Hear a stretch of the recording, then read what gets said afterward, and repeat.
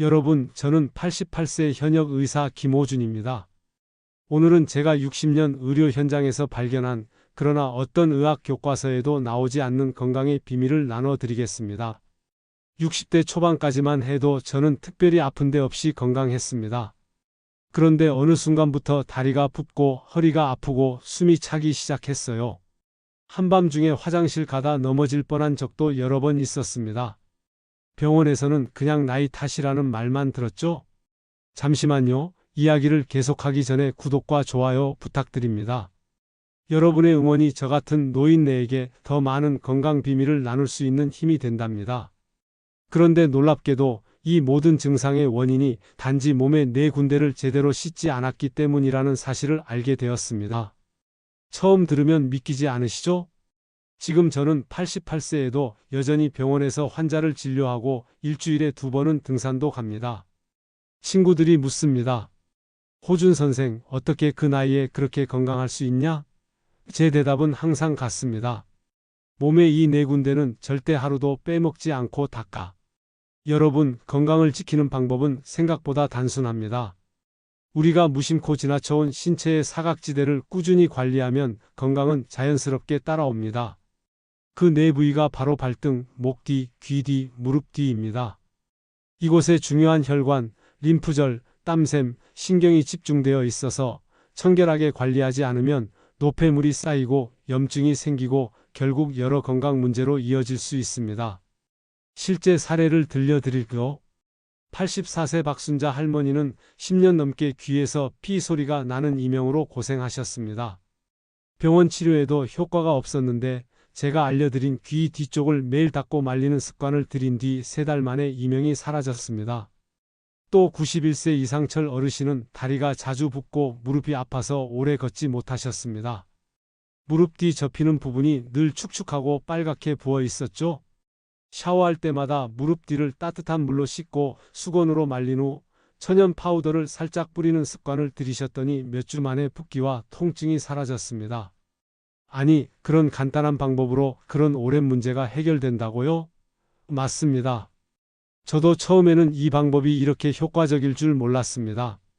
그런데 수백 명의 환자에게 적용해 본 결과 놀라운 변화가 계속되었습니다. 혹시 나는 너무 나이가 많아서 이미 늦은 것 아닐까? 생각하신다면 절대 그렇지 않습니다. 제 환자 중 가장 극적인 변화를 경험하신 분은 무려 93세였어요. 단지 귀 뒤와 발등을 하루 5분씩 관리했을 뿐인데 혈압이 안정되고 어지럼증이 사라졌습니다. 60년 동안 의사로서 확신하는 사실을 말씀드립니다. 오래 살고 싶다면 병원보다 욕실을 먼저 찾으셔야 합니다. 저 김호준 의사가 장담합니다. 지금부터라도 오늘 저녁 씻으실 때 이 네 부위 중 하나라도 특별히 신경 써서 관리해 보세요. 이제 네 군데 중 첫 번째 부위, 발등에 대해 자세히 알려드릴게요. 대부분 사람들은 발을 씻을 때 발바닥만 생각합니다.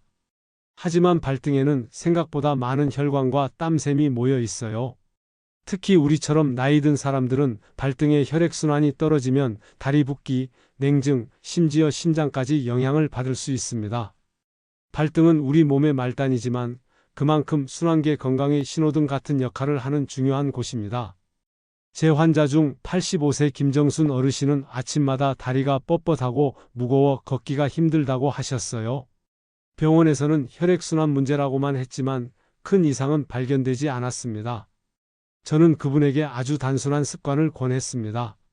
매일 아침 따뜻한 물에 발을 담그고 발등을 중심으로 3분간 손으로 부드럽게 문지르세요.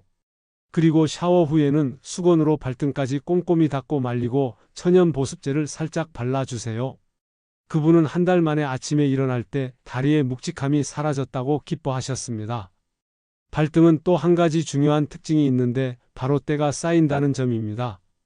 특히 여름철에는 땀과 먼지가 뒤섞여 염증이나 피부 트러블이 생기기 쉽습니다. 그런데 대부분의 사람들이 발을 씻을 때 발등은 대충 물로만 적시고 지나가죠. 물로만 적시기보다는 순한 비누를 사용해 손가락으로 발가락 사이와 발등을 원을 그리듯 문질러 주세요. 그리고 반드시 완전히 말리는 것이 중요합니다. 물기가 남아있으면 세균이 번식하고 피부가 약해져 각질과 갈라짐이 생길 수 있어요. 저는 매일 아침 세수할 때 발도 함께 닦는 습관을 들였습니다. 세면대 옆에 작은 발 대야를 두고 따뜻한 물을 받아 간단히 발을 씻고 나서 하루를 시작하죠. 처음에는 번거롭다고 생각할 수도 있지만 일주일만 해보시면 다리가 훨씬 가볍고 발끝부터 몸 전체가 따뜻해지는 걸 느끼실 수 있을 겁니다. 여러분, 발등은 단순한 피부가 아니라 혈관의 교차로입니다. 이곳이 막히면 온몸의 흐름이 답답해지고 기운도 빠지게 됩니다. 반대로 이곳이 뚫리면 몸이 전체적으로 살아나는 걸 느낄 수 있습니다. 건강하고 활기찬 하루의 시작, 발등 관리부터 실천해 보세요. 편안한 하루의 비밀. 다음은 두 번째 부위, 목 뒤입니다. 목 뒤는 우리가 샤워할 때 대충 지나치기 쉬운 부위예요. 머리카락 아래 가려져 있고 거울로도 잘 보이지 않으니까 습관처럼 대충 물만 묻히고 넘어가게 되죠. 그런데 이 목 뒤에는 중요한 림프절과 신경들이 모여 있습니다. 특히 목 뒤의 청결 상태는 면역력과 피로감, 두통에 큰 영향을 줍니다. 85세 정명자 할머니는 늘 아침마다 머리가 무겁고 오후만 되면 금세 피곤해졌다고 하셨어요. 큰 병은 없는데도 일상이 늘 지치고 축 처진다고요. 저는 목 뒤 상태를 확인해 봤습니다. 땀샘 주변에 작은 뽀루지가 있었고 피부가 희미하게 착색되어 있었어요. 평소 머리 감을 때 샴푸 거품이 흐르면서 자동으로 씻긴다고 생각했지만 실상은 찌든 때와 노폐물이 그대로 남아 있었던 거죠. 저는 정할머니께 하루에 한 번 목 뒤만 따로 닦아내는 습관을 권했습니다. 따뜻한 물에 적신 수건으로 목 뒤를 1분간 누르듯 닦고 부드러운 천연 비누로 원을 그리듯 마사지하며 씻으세요. 그리고 수건으로 톡톡 두드리며 말리세요. 머리를 감은 후에도 목 뒤는 반드시 따로 헹구고 닦아야 해요.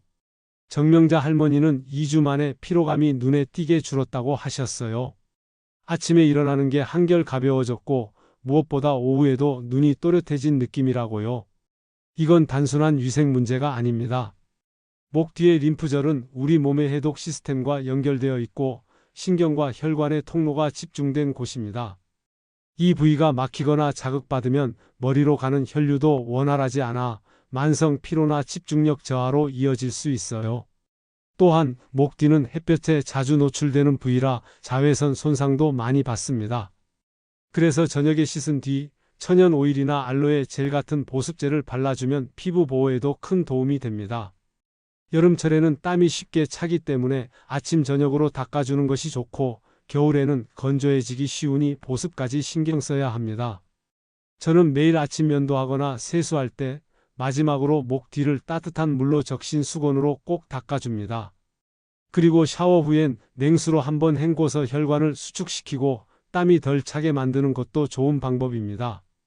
이 간단한 습관이 피로를 줄이고 하루 내내 개운함을 유지하는 데 정말 큰 도움이 됩니다. 목 뒤는 잘 보이지 않기 때문에 더더욱 신경 써야 하는 부위입니다. 지금 거울 앞에 서서 한번 만져보세요. 만약 거칠고 축축하거나 혹은 뭔가 뻣뻣하다면 지금이 바로 관리를 시작할 때입니다. 매일 3분 따뜻한 물과 부드러운 손길이면 충분합니다. 목 뒤 청결 하나만으로도 몸 전체가 훨씬 가볍고 맑아지는 걸 경험하실 수 있을 겁니다. 이번에는 세 번째 부위, 귀 뒤에 대해 말씀드리겠습니다. 귀 뒤는 정말 많은 분들이 평생 한 번도 제대로 씻어본 적이 없는 부위입니다. 세수를 하면서도 샤워를 하면서도 귀 뒷부분은 손이 잘 가지 않으니까 그냥 흘러내린 물에 씻긴다고 생각하는 경우가 많죠. 그런데 이 귀 뒤는 작고 눈에 띄지 않지만 건강 신호가 자주 나타나는 아주 중요한 자리입니다. 귀 뒤에는 피지선이 집중되어 있어 노폐물이 쌓이기 쉽고 통풍이 잘 되지 않아 땀이 차기 쉬운 구조입니다. 그래서 방치하면 염증이 생기거나 냄새가 날 수도 있어요. 실제로 귀 뒤 피부에 피지가 과다하게 쌓이면 만성적인 두통, 귀 주변 통증, 심지어 이명 증상으로 이어지는 경우도 있습니다. 84세 유재분 할머니는 귀에서 피 소리가 계속 나고 한쪽 귀가 먹먹하다고 하셨습니다. 여러 병원을 돌아다니며 검사를 했지만 특별한 원인을 찾지 못했죠. 그런데 저는 귀 뒤 피부를 살펴보자마자 문제를 알 수 있었습니다. 피부가 노랗게 착색되어 있고 땀샘 주변에 굳은 기름때가 단단히 박혀 있었어요. 저는 아주 간단한 방법을 알려드렸습니다. 매일 저녁 귀 뒷부분을 따뜻한 물로 충분히 적신 후 면봉이나 부드러운 수건으로 조심스럽게 닦아내세요. 피부가 민감하신 분은 오일 클렌저나 코코넛 오일을 면봉에 묻혀 닦아도 좋아요. 그리고 중요한 건 꼭 말려주는 것입니다. 물기가 남아있으면 염증이 더 잘 생깁니다. 유 할머니는 이 습관을 2달 정도 실천하신 뒤 이명이 거의 사라졌다고 말씀하셨어요. 처음엔 단순히 위생 때문일까 의심하셨지만 몸이 직접 느낀 변화를 통해 깨달으셨다고 합니다. 귀 뒤는 작지만 예민한 부위이고 혈관과 신경이 복잡하게 얽힌 귀 근처이기 때문에 청결 상태가 뇌 건강에도 영향을 줄 수 있습니다. 귀 뒤는 안경을 쓰시는 분들에게 더욱 중요합니다. 안경 다리 부분이 닿는 곳이라 땀이 차고 마찰이 생기기 쉽기 때문이죠. 안경 착용자라면 하루 한 번은 반드시 귀 뒤를 닦아주는 습관을 들이셔야 합니다. 귀 뒤 관리법은 어렵지 않습니다. 샤워할 때 손끝이나 부드러운 수건을 사용해 귀 뒤를 원을 그리며 닦아주시고 샤워 후엔 완전히 말려주세요. 그리고 필요하다면 보습제를 아주 소량 발라주는 것도 좋습니다. 단 향이 강한 제품은 피하시는 게 좋아요. 귀 주변은 민감한 부위이니까요. 지금 손을 귀 뒤에 한번 대보세요. 만약 축축하거나 꺼끌꺼끌하다면 오늘 저녁부터 바로 실천해 보시길 바랍니다. 하루 3분 귀 뒤 청결만으로도 두통, 피로감, 심지어 귀의 답답함까지 줄어드는 경험을 하실 수 있을 겁니다. 다리 건강의 핵심, 마지막 4번째 부위 무릎 뒤입니다. 무릎 뒤는 우리 몸에서 하루에도 수십 번, 수백 번 구부렸다 펴는 부위입니다. 이 부위는 구조적으로 땀이 잘 차고 통풍이 어려워 늘 습하고 온기가 많습니다. 그래서 염증이나 피부 트러블, 심한 경우 피부염까지 생기기 쉬운 곳이죠. 무엇보다도 무릎 뒤에는 림프절과 혈관이 지나가는 길목이기 때문에 이 부위의 청결 상태는 다리 건강, 전신순환, 심지어 피로 회복에도 직결됩니다. 91세 이상철 어르신은 다리가 늘 붓고 오래 서 있으면 무릎 뒤가 욱신거리며 아팠다고 하셨습니다.